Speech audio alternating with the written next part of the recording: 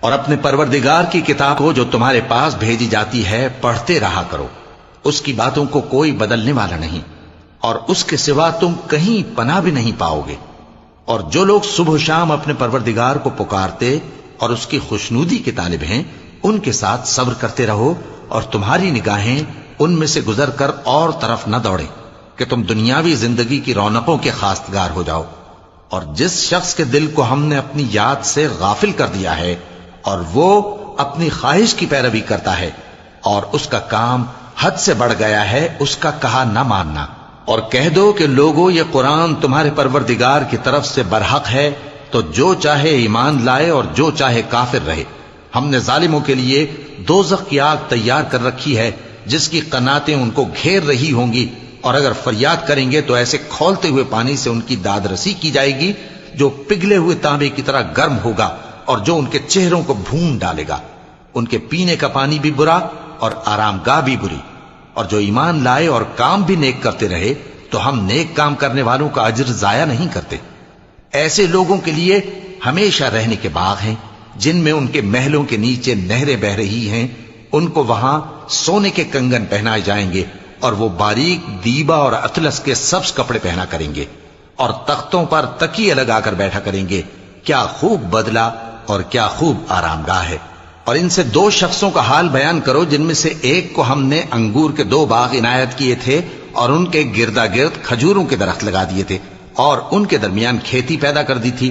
دونوں باغ کثرت سے پھل لاتے اور اس کی پیداوار میں کسی طرح کی کمی نہ ہوتی، اور دونوں میں ہم نے ایک نہر بھی جاری کر رکھی تھی، اور اس طرح اس شخص کو ان کی پیداوار ملتی رہتی تھی۔ تو ایک دن جبکہ وہ اپنے دوست سے باتیں کر رہا تھا، کہنے لگا کہ میں تم سے مال و دولت میں بھی زیادہ ہوں اور جتھے اور جماعت کے لحاظ سے بھی زیادہ عزت والا ہوں، اور ایسی شیخیوں سے اپنے حق میں ظلم کرتا ہوا اپنے باغ میں داخل ہوا۔ کہنے لگا کہ میں نہیں خیال کرتا کہ یہ باغ کبھی تباہ ہو، اور نہ خیال کرتا ہوں کہ قیامت برپا ہو، اور اگر میں اپنے پروردگار کی طرف لوٹایا بھی جاؤں تو وہاں ضرور اس سے اچھی جگہ پاؤں گا۔ تو اس کا دوست جو اس سے گفتگو کر رہا تھا کہنے لگا کہ کیا تم اس ذات سے کفر کرتے ہو جس نے تم کو مٹی سے پیدا کیا، پھر نطفے سے، پھر تمہیں پورا آدمی بنایا؟ مگر میں تو یہ کہتا ہوں کہ اللہ ہی میرا پروردگار ہے، اور میں اپنے پروردگار کے ساتھ کسی کو شریک نہیں کرتا۔ اور جب تم اپنے باغ میں داخل ہوئے تو تم نے ما شاء اللہ لا قوت الا باللہ کیوں نہ کہا؟ اگر تم مجھے مال و اولاد میں اپنے سے کمتر دیکھتے ہو تو عجب نہیں کہ میرا پروردگار مجھے تمہارے باغ سے بہتر عطا فرمائے،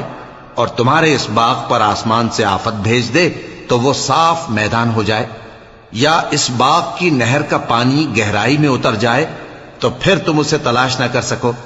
اور اس کے میووں کو عذاب نے آ گھیرا اور وہ اپنی چھتریوں پر گر کر رہ گیا، تو جو مال اس نے اس پر خرچ کیا تھا اس پر حسرت سے ہاتھ ملنے لگا اور کہنے لگا کہ کاش میں اپنے پروردگار کے ساتھ کسی کو شریک نہ بناتا۔ اس وقت اللہ کے سوا کوئی جماعت اس کی مددگار نہ ہوئی اور نہ وہ بدلہ لے سکا۔ یہاں سے ثابت ہوا کہ حکومت سب اللہ کی ہے، جو معبود برحق ہے وہی بہترین ثواب عطا کرنے والا اور بہترین انجام لانے والا ہے۔ اور ان سے دنیا کی زندگی کی مثال بھی بیان کر دو کہ وہ ایسی ہے جیسے پانی جسے ہم نے آسمان سے برسایا تو اس کے ساتھ زمین کی پیداوار مل کر نکلی، پھر وہ